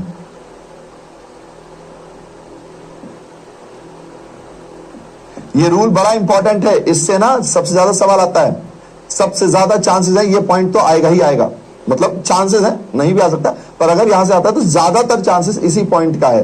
तो इसको मैं थोड़ा सा स्टार भी मार देता हूं ताकि इस पॉइंट को आप ध्यान रखेंगे। इसी से रिलेटेड अभी एक और पॉइंट भी आएगा, ये दोनों पॉइंट आपको याद रखने हैं। अब देखो क्या लिखा हुआ है, ड्राइंग 40,000 है, ए की और बी की है 30,000, 7% पर एनम आपको रेट लगाना है, ठीक है। तो आप क्या करोगे भैया, कह दोगे 40,000 इंटू 7/100, 2 जीरो से 2 जीरो कट जाएंगे, और आप कर दोगे इसको 2800। अब ध्यान से समझना, अगर पूंजी की बात की जाए तो पूंजी में अगर डेट नहीं दी होगी तो आप हमेशा उसको ओपनिंग मानते हो, उसमें ये चल जाएगा। अगर लोन की बात की जाए तो लोन में भी, यानी कि ऋण पर ब्याज हो या पूंजी पर ब्याज हो, उस केस में अगर डेट नहीं दी होती है तो वो फुल ईयर का लगता है, पूरे साल का। लेकिन आहरण पर ऐसा नहीं होता, आहरण पर ऐसा नहीं होता। भैया क्यों, ऐसा क्यों होता है? पूंजी पर ऐसा, ऋण पर ऐसा नियम और आहरण पे अलग नियम, ऐसा क्यों भाई? आहरण में कौन से कांटे लगे हुए हैं? तो ध्यान से समझो, पूंजी साल के शुरुआत में होगी ही होगी, जाहिर सी बात है, अगर कुछ पूंजी है तो वो साल के शुरू से होगी। लोन भी साल के शुरू से होगा, अगर आपने लोन लिया है तो फिर वो दिख रहा होगा। लेकिन आहरण साल के शुरू में हो ऐसा जरूरी नहीं है। आहरण का मतलब होता है ड्रॉइंग्स। आप बिजनेस से पैसे निकालते हो तो वो आप कभी भी निकाल सकते हो। मान लो भैया जी, पापा जी के आपके सरदर्द था भाई, उनको चेक कराने के लिए ले आए, उनको कोई प्रॉब्लम आ गई, तो आपने अपने बिजनेस से पैसे निकाल लिए, तो ड्राइंग्स की डेट आपको नहीं पता तो आपके लिए कैलकुलेशन मुश्किल है। आहरण की कब निकाला गया अगर ये नहीं पता तो आप ये नहीं कह सकते कि आहरण तो साल के पहले ही दिन निकाल लिया जाता है, ऐसा नहीं होता ना। लेकिन कैपिटल तो ओपनिंग होती है, लोन का ओपनिंग बैलेंस होता है, पर ड्राइंग्स का उस साल का ओपनिंग बैलेंस था कि नहीं आप नहीं पता कर सकते। तो ऐसे में जब तक आपको डेट ना गिवन हो, जब तक आपको डेट ना गिवन हो, आप फुल ईयर कैलकुलेट नहीं करोगे, ये गलत हो जाएगा। आपको क्या करना पड़ेगा, इसको 6 मंथ का कैलकुलेट करना पड़ेगा, यानी 6/12, इसको कहते हैं एवरेज पीरियड। तो ये 2 जीरो से 2 जीरो कट गए, इससे इसको काटेंगे तो ये 2 हो जाएगा, 2 से इसको काटेंगे तो 200, 200 इंटू 7 यानी कि 1400, ये ए का आ गया। ऐसे ही भैया जी 30,000 इंटू 7/100 इंटू 6/12 यानी 6 महीने, 6 मंथ। इसको कई लोग एवरेज पीरियड बोल देते हैं, कहते हैं इसको एवरेज कर दो, एवरेज मतलब कि डिवाइडेड बाय 2 कर दो, है ना। तो आप समझ गए ना, एवरेज पीरियड कर दो डिवाइडेड बाय 2। अब देखो 6/12 का मतलब क्या हुआ, 1/2, तो आधा कर दो। तो कई लोग कहते हैं हाँ अगर डेट गिवन ना होना तो इसको आधा कर देना, तो कंफ्यूज मत होना, और निक्कू भैया ने तो आधा बताया ही नहीं। अरे 6 मंथ का मतलब एवरेज पीरियड, अगर आप इसको 6/12 करते हो तो ये 1/2 ही तो आता है, ठीक है। तो लोगों के बोलने का तरीका अलग अलग होता है, तो आप कंफ्यूज मत हो जाना, है ना, ठीक है। चलिए भैया जी, तो यहां पर 2 जीरो से 2 जीरो, इसको इससे 2 से इसको काटेंगे तो ये 150 इंटू 6 करेंगे तो ये हो जाए, कुछ गड़बड़ हो गई क्या, 150 इंटू 7 तो 1050, ये बी का हिस्सा आ जाएगा। अब देखो भाई साहब, एक और खतरनाक नियम, एकलव्य जी बता दिया एवरेज क्यों बोलते हैं, क्योंकि हमें डेट नहीं पता और आहरण साल के बीच में ही होता है, या तो वो हमें डेट बताए और आहरण कभी भी हो सकता है। मान लो मुझे जरूरत हुई तो मैंने अपने बिजनेस से पैसा निकाल लिया पर्सनल काम के लिए, तो जब तक मुझे डेट या वो सब नहीं पता होगी तो मैं उस हिसाब से कैलकुलेशन नहीं कर सकता। तो रिसर्चर ने कहा यार ज्यादा माथापच्ची मत करो। अब आपके मन में आएगा भैया 6 महीने ही क्यों लिया, 4 क्यों नहीं लिया, 3 क्यों नहीं लिया। तो यार रिसर्चर्स ने कहा यार क्या करा जाए क्या करा जाए, उन्होंने कहा चलो आधा महीना ले लो, मतलब 6 महीना ले लो, साल भर का, साल का आधा कर दो बस। तो फिर हमने ये रूल की तरह अपना लिया, क्योंकि अब कुछ ना कुछ तो मानना पड़ेगा ना भाई। अगर क्वेश्चन कह रहा है कि भाई 40,000 रुपए निकाले गए, डेट नहीं बता रहा, तो अपन क्या करें भैया जी, क्योंकि हमें ये तो पता है 40,000 ओपनिंग ईयर में होंगे, ऐसा कोई जरूरी नहीं है, बीच में भी कभी भी हो सकते हैं। तो अब मुझे कुछ भी मानना था, तो मैंने कहा चलो भाई 6 महीने मान लेते, बात खत्म। तो ये नियम बना दिया गया, इसीलिए मैंने यहां लिखा हुआ रूल, आपको ये रूल की तरह याद रखना है, ठीक है भी। अच्छा, अब एक और पेज है भैया जी। अब जो पेज है भैया वो तो अलग ही लेवल का पेज है, यहां ध्यान से देखना प्लीज। ये तो फिर भी ठीक है, थर्ड पॉइंट है भैया जी, एकदम सेम। देखो ये पूरा का पूरा सेम लिखा हुआ है, पूरा का पूरा सेम है।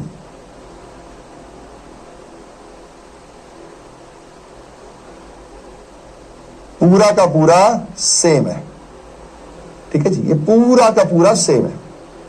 अभी ठीक है, अब ध्यान से देखिएगा इस क्वेश्चन में उन्होंने क्या किया। अब ध्यान से समझना, इस क्वेश्चन में उन्होंने क्या किया।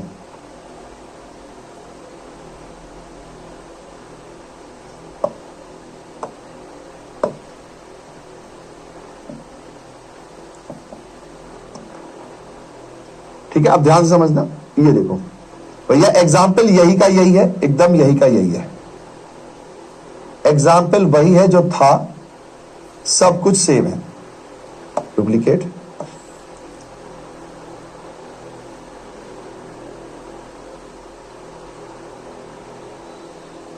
अच्छा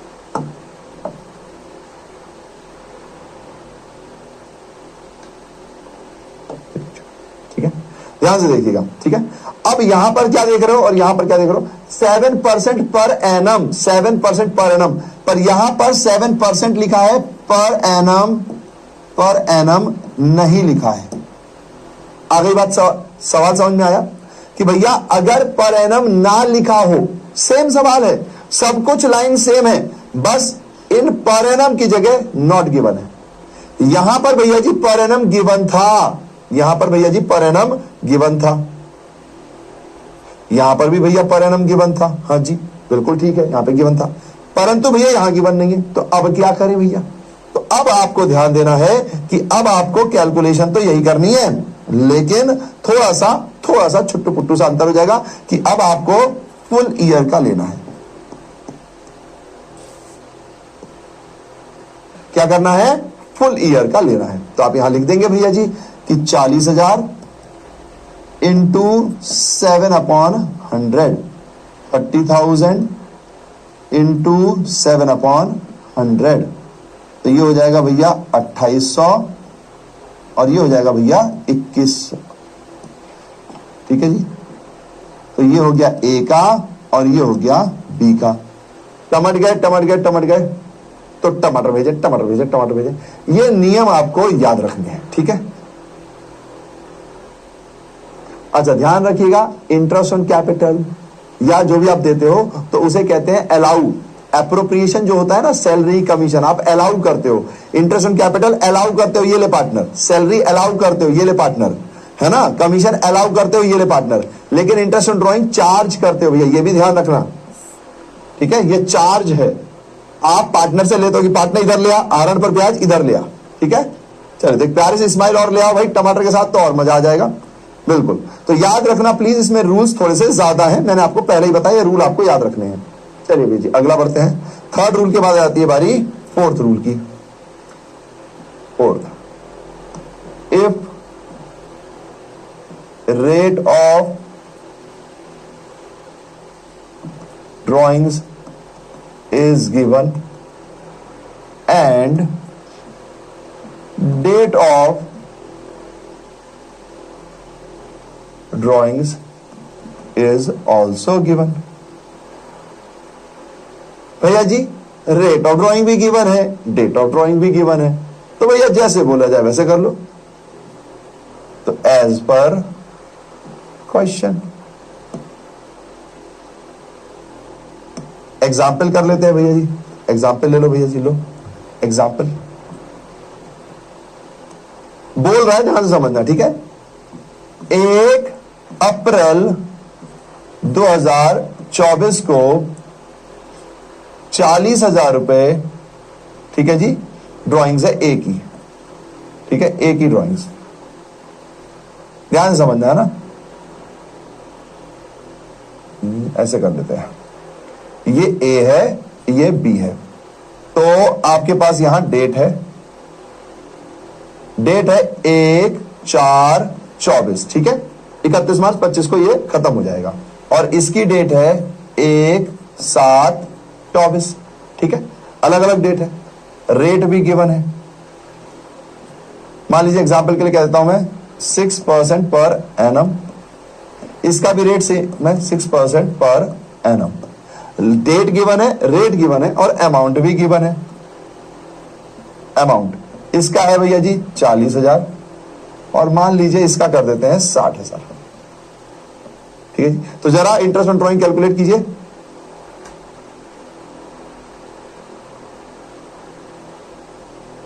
क्रिस जी बहुत लेट हो गए, आप प्लीज दोबारा से लेक्चर देखोगे, मैं बता दूंगा कि कल हमारी क्लास क्यों नहीं लगी, है ना। मैं आंसर दे चुका हूं यार, और पहले जो पढ़ा है उस पर फोकस करो, फिर बाद में ये सब बातें करेंगे यार, समझ रहे हो क्या। अपन पढ़ने आए ना, पढ़ाई वढ़ाई बड़ा काम करने, फिर देखते हैं आगे की चीजें। हाँ जी, समझ में आई बात, समझ में आई बात। तो जरा कैलकुलेट करें भाई, मैं चाहता हूं कि आप लोग जरा कैलकुलेट करो तो मजा आ जाए।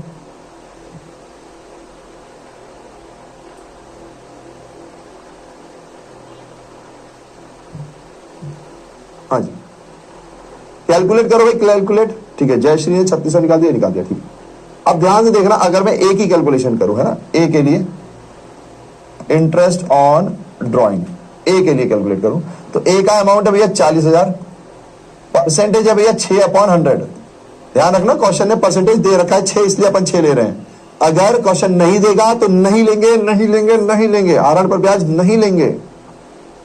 नाउ इनटू, अब नॉर्मली क्या, ये 1 अप्रैल है, 1 अप्रैल तो साल की पहली तारीख है, 1 अप्रैल से 31 मार्च गिनोगे तो 12 महीने होते हैं। तो यानी कि भैया जी अगर आप टाइम पीरियड निकालते हो तो 12/12 होता है, 12 से 12 काटोगे तो 1 हो जाएगा। तो इसीलिए इसका ना लिखते नहीं है, इसका कोई लिखता नहीं है, आप सीधा 6/100 कर देते हो, ठीक है जी, सीधा 6/100 कर देते हो, आपके पास आंसर आ जाएगा। 2 0 से 2 0 काटेंगे तो 2400 आएगा। अब देख लीजिएगा, जिन्होंने भी गलत किया हो प्लीज चेक कीजिएगा ना, जैसे कृष्ण जी ने 2400 ठीक लिख दिया है, विक्रम जी ने लिखा है कि सब चेक करते हैं, अयमान ने 3600 लिख दिया है, ओके, कार्तिक 2400, 2700, यानी सबके आंसर में कुछ कुछ ऊपर नीचे है, तो चेक कर लीजिएगा कौन क्या गलत कर रहा है। अब यहां देखो, ये क्या लिखा हुआ भैया, 1 जुलाई, तो आपको 1 जुलाई से 31 मार्च गिनना है, तो 1 जुलाई यानी जुलाई पूरा। अगर 31 जुलाई लिखा होता तो जुलाई नहीं लेते, क्योंकि जुलाई खत्म हो गया, 31 तो आखिरी तारीख है, तो जुलाई नहीं लेते। 1 जुलाई लिखा है तो जुलाई लेंगे, तो 1 महीना जुलाई, अगस्त, सितंबर, अक्टूबर, नवंबर, 5 महीने हो गए। जुलाई, अगस्त, सितंबर, अक्टूबर, नवंबर, 5 महीने हो गए। फिर नवंबर कर, दिसंबर, जनवरी, फरवरी, मार्च, 4 महीने, तो 5 और 4, 5 और 4, 9 महीने। तो यानी कि भैया इस पर जो आप ब्याज लगाओगे वो 9 महीने लगाओगे 60,000 के ऊपर, तो 60,000 इंटू 6/100 परसेंटेज है। पर भैया इसमें मंथ की कैलकुलेशन होगी। भैया इसमें मंथ की कैलकुलेशन क्यों हो रही है, अरे भाई जो डेट दी है उसके हिसाब से होगी, यहां पर क्यों नहीं हुई, क्योंकि 1 अप्रैल है, 1 अप्रैल से पूरा निकालोगे पूरा साल, तो 12 महीने, इसलिए इसमें पूरा पूरा लगाया है, और इसमें 9 महीने लगाया है, ठीक है भैया जी।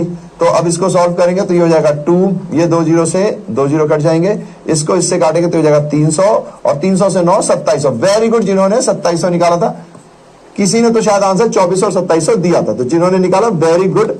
और जो लोग गलत निकाल रहे हैं समझ जाइए कि आप गलत क्यों कर रहे हैं। आप लोग शायद 60,000 पे 6% लगा रहे हो, डेट नहीं देख रहे, ये जुलाई है ना, तो डेट के हिसाब से कैलकुलेशन होगी, ठीक है जी।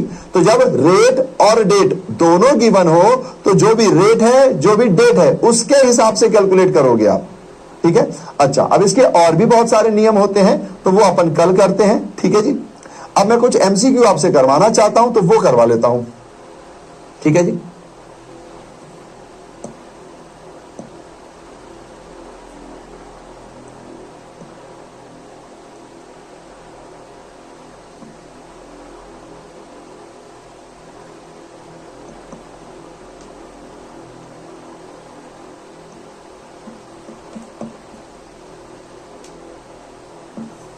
ठीक है जी। तो इसके आगे के पॉइंट्स अपन नेक्स्ट क्लास में करेंगे, ठीक है।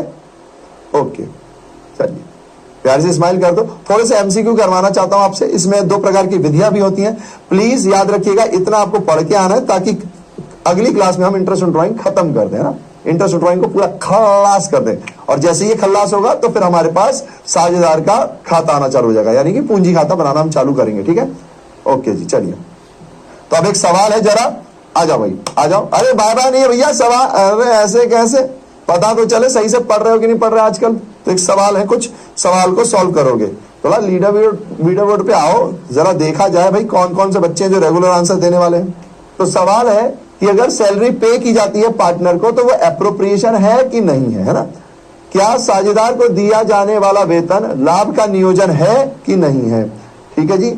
और है तो क्या है, नहीं है तो क्या है। 30 सेकंड है आपके पास, बता दीजिए भैया जी। बड़ा ही सिंपल सा सवाल है, बता दो भैया जी। आय है, टमाटर के साथ मुस्कुराहट आ गई, क्या बात है। आज टमाटर, वाह टमाटर, टमाटर बड़े मजेदार। और अब जब तक मैं एमसीक्यू करा रहा हूं, मैं उन बच्चों के नाम लिख लेता हूं, नाम ले लेता हूं जिन्होंने आंसर्स दिए थे, है ना। आप हमें प्रेरणा मिलती है। और डीपीपीस का भी भरें। कोई प्रॉब्लम है तो आप बताएं, जो चीज मेरे से सॉल्व करने लायक होगी वो मैं बिल्कुल सॉल्व करूंगा, है ना।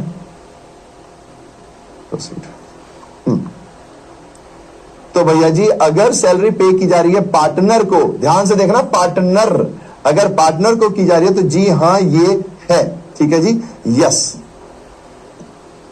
अगर भैया ये पार्टनर की जगह एम्प्लॉय लिखा होता तो क्या आंसर होता भैया जी। अगर एम्प्लॉय लिखा होता तो नो, एम्प्लॉय लिखा होता तो नो। क्यों, क्योंकि एम्प्लॉय को वो चार्ज अगेंस्ट प्रॉफिट कहते हैं। ये सब हम पढ़ चुके हैं ना, चार्ज अगेंस्ट प्रॉफिट कहते हैं। और चार्ज अगेंस्ट प्रॉफिट जो होता है वो पीएनएल अकाउंट के डेबिट साइड आता है। जो एप्रोप्रिएशन ऑफ प्रॉफिट होता है वो पीएनएल एप्रोप्रिएशन अकाउंट के डेबिट साइड आता है, ठीक है जी। तो ये हाँ होगा। चलिए देखते हैं कितने लोगों ने सही किया है। अब बताओ, देखो नो। अरे सैलरी पे की गई है, अभी अभी हमने आर और एस वाला सवाल किया, उससे पहले हमने पीपीटी एक्सेल वाला सवाल किया। क्या हमने सैलरी नहीं दी पार्टनर को, तभी तो पीएल एप्रोप्रिएशन में आया। ऐसा ना करें भाई, है ना। प्लीज अपनी अच्छा मिस्टेक कॉपी जरूर बना लीजिए और अपनी जो भी गलती हो रही है उसको लिखते रहिए। मैं इस बार प्रवेश के बैचेस ले रहा हूं, आप यकीन नहीं मानोगे, प्रवेश में मुझे इतना अच्छा लगा, मतलब सीयूटी का बैच है वो, उसमें भाई साहब बच्चों ने वो लिखा है। कल वीडियो कॉल किया मैंने, उन्होंने दिखाई मुझे कॉपी कि ये देखो भैया आज की भी गलती मैंने लिखी है। मैंने कहा आज की ठीक है, पुरानी दिखाओ, पुरानी भी दिखाई उसने। तो आप लोग समझो बात को, है ना। ये मिस्टेक कॉपियों से इंप्रूव होंगे। वो कल टॉपर था, 32 सवाल कराए मैंने एमसीक्यू के, 32 के 32 उसके सही हुए। कुछ रीजन होते हैं सही होने के, तो इसको आपको भी फॉलो करना है, ठीक है। तो विक्रम, शिवम, अनुप्रिया, बुलबुल, कनक, महारा, सूरज, कन्हैया, रॉकी, मोहन, ठीक है जी। चलो भैया जी आगे बढ़ जाते हैं।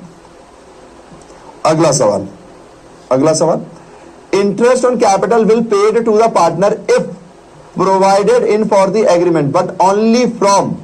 भैया जी आहरण पर ब्याज, पूंजी पर ब्याज पार्टनर को दिया जाएगा, लेकिन किसमें से दिया जाएगा। अलग अलग प्रकार के नाम है, अब आप खुद समझ जाओ। साझेदारों को पूंजी पर ब्याज का भुगतान किया जाएगा यदि समझौते में इसका प्रावधान है। वो तो बिल्कुल सही बात है ना, विल्लेख है तभी तो, साझेदारी विल्लेख नहीं है तो कैसे होगा। लेकिन केवल किसमें से, आपके पास ऑप्शन है, 30 सेकंड में आप कर सकते हो। चलिए जी, तब तक मैं उनके नाम ले लूं। चलिए ठीक है, तो बस इतने ही लोगों ने मैसेज किया। बताओ यार, अच्छा नहीं करते हो आप टीचर के साथ, गलत बात है ये।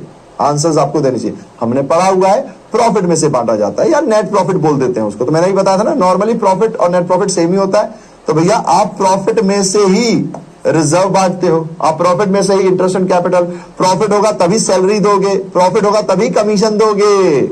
आज हमने डिविजिबल प्रॉफिट वाला कॉन्सेप्ट भी समझ लिया, एप्रोप्रिएशन रेशियो वाला कॉन्सेप्ट भी समझ लिया। तो अब आप समझ गए कि प्रॉफिट होगा तभी ये होगा, नहीं तो नहीं होगा, ठीक है जी। तो ये आंसर है लाभ। अब देखिए कितने लोगों ने सही किया, नहीं किया। 78%, चलिए तो ठीक है। Net profit of Sachin and Saurabh, net profit दिया हुआ है 30,000 रुपए। Dravid is the manager, Dravid एक मैनेजर है, उस टू बी गिवन कमीशन 8,000 रुपए। तो द्रविड को 8,000 रुपए का कमीशन देना है। आपसे पूछ रहे हैं प्रॉफिट कितना डिस्ट्रीब्यूट होगा। है ना, हिंदी में देख लीजिए। सचिन और सौरभ को शुद्ध लाभ 30,000 था। मैनेजर द्रविड़ को 8,000 का कमीशन दिया जाना था, दिया नहीं है अभी, दिया जाना था। लाभ का वितरण किस प्रकार होगा? बड़ा ही इजी सवाल है ना, आप लोग आराम से इसे कर सकते हो, तो कर लीजिए भैया जी। थोड़ा सोचना है तो 45 सेकंड, वरना तो ये 30 सेकंड में हो जाएगा। हाँ जी,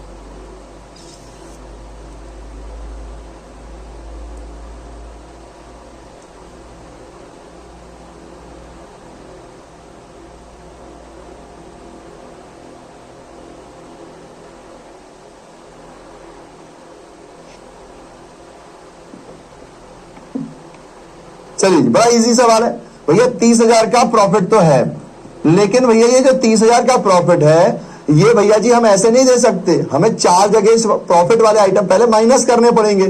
अब द्रविड़ कौन है? मैनेजर है भैया। मैनेजर मतलब कि 4 जगह इस प्रॉफिट है, तो इसको अगर नहीं दिया है तो पहले इसको माइनस करो। तो मैंने कहा ठीक है भाई जी, तो 30,000 में से 8,000 को काट दो, तो बचा कितना भैया? 22,000। अब भैया 22,000 तो पूरे फर्म का प्रॉफिट है ना, पूरे फर्म का प्रॉफिट है, पूरे फर्म का प्रॉफिट 22,000 है। लेकिन प्रत्येक व्यक्ति को क्या मिले? तो भैया यार रेशो तो दिया नहीं है, भैया रेशो तो दिया नहीं, रेशो में कैसे बांटे? तो भैया रेशो नहीं दिया है तो बराबर होता है, तो आधा कर दो भैया जी, इंटू 1/2। तो ये क्या हो गया भैया जी? 11,000। 11,000 ईच, यानी हर पार्टनर को 11,000 रुपए मिलेंगे, हर पार्टनर को 11,000 रुपए मिलेंगे, 2 ईच। अगर ये ईच नहीं लिखा होता तो फिर 22,000 हमारा आंसर होता, लेकिन ईच लिखा है तो भैया दोनों पार्टनर को बराबर मिलेंगे, तो 11 और 11 22। ऐसे यहां पर प्रत्येक को 11,000 मिलेंगे। अगर ये प्रत्येक वर्ड नहीं लिखा होता तो फिर 22,000 मिलते, क्योंकि पूरा प्रॉफिट है, वही आंसर होता। लेकिन इन्होंने बोला कि हर पार्टनर को कितना मिलेगा, और रेशो नहीं दिया हुआ है। अगर रेशो दिया होता तो फिर हम रेशो में बांटते, ठीक है, लेकिन रेशो नहीं दिया तो इक्वली बांटेंगे। चल, तो सी इज द आंसर। अब देखो ये कितनी गड़बड़ बात है। देखो 15,000 ईच कैसे होगा? पहले तो मैनेजर कमीशन, यानी कि प्लीज आप समझो मेरी बात। अब आपको सिर्फ हफ्ते में 2 क्लासेस हैं, पता है क्यों है? मेरे लिए बहुत बुरी बात लगती है मुझे ये, मैं सच बता रहा हूं आपको। कम से कम हफ्ते में बच्चे के लिए 4 क्लास होनी चाहिए, लेकिन ऐसा देखा गया है ट्रेंड, क्योंकि इतने साल का एक्सपीरियंस हो गया है टीम को, वो देखते हैं कि बच्चे स्टार्टिंग में सही तरीके से नहीं पढ़ते। मोस्टली हमारे जो रेगुलर बच्चे हैं, जो आंसर्स दे रहे हैं, जो अपनी गलतियों पे वर्क कर रहे हैं, वो तो कर रहे हैं, लेकिन हमारा फर्ज ये है कि अगर हमारे पास 100 बच्चे आए तो 100 के 100 अच्छे से पढ़े, 100 के 100 को हम प्रेरणा दें कि वो पढ़ाई में मन लगाएं, लेकिन ऐसा नहीं हो पा रहा है, और ये सिर्फ आपकी गलती है। विद्यार्थी अगर विद्यार्थित नहीं करने आ रहा तो फिर क्या मतलब है? आपके हफ्ते में 2 क्लासेस है फिलहाल, अभी आगे चल के 4 हो जाएंगी, पर अभी क्यों है 2? कि बच्चा शुरू में पढ़े ना पढ़े, बैकलॉग हो जाए, तो फिर क्या करे? अब बताओ, बच्चा बैकलॉग कर रहा है और टेंशन हमें हो रही है, बच्चे को नहीं हो रही।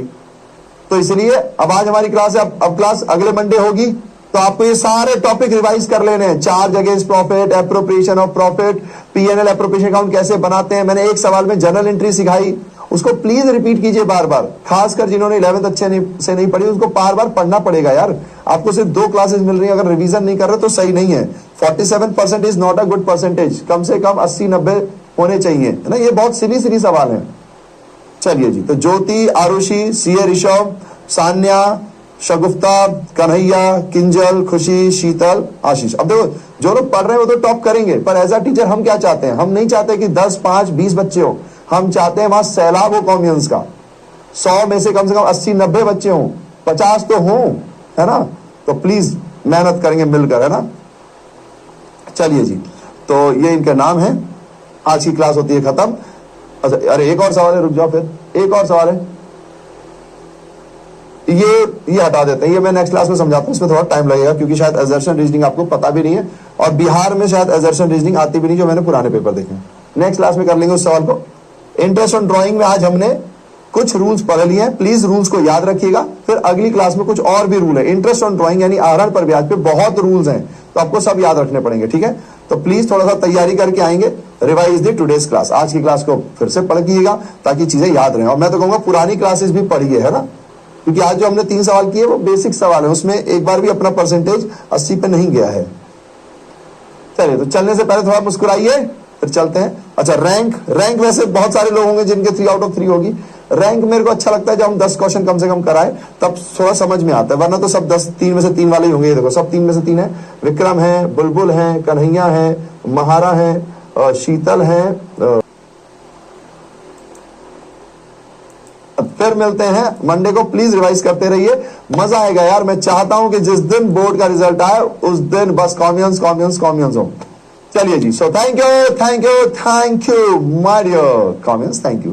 एंड एक प्यार सा मोटो है, have a smile, spread smile, because smile is the biggest gift which you can give to anybody. तो मुस्कुराओ ना यार, मुस्कुराहट को फैलाओ ना यार। इस तरीके से जीवन जियो कि जीते जीते मजा आने लगे। तो फिर मिलेंगे किस